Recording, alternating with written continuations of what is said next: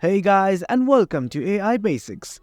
In this tutorial, we're gonna look at how to generate images using Gemini AI. Now let's begin. Initially, sign into your Gemini account if you already have not.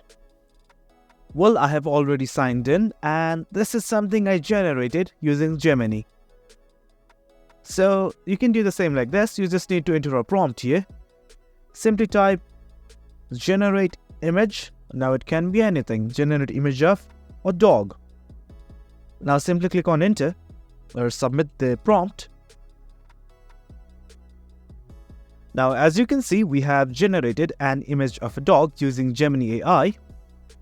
Now if you click on this button, generate more, it will generate other results as well.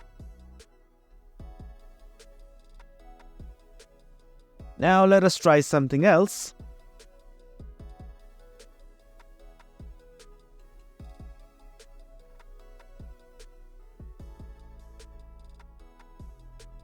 And that's it guys, that's how you generate images using Gemini AI. But what I found out is that Gemini AI cannot generate images of people.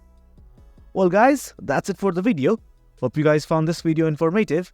And for more content like this, do remember to hit like, share and subscribe. Thank you.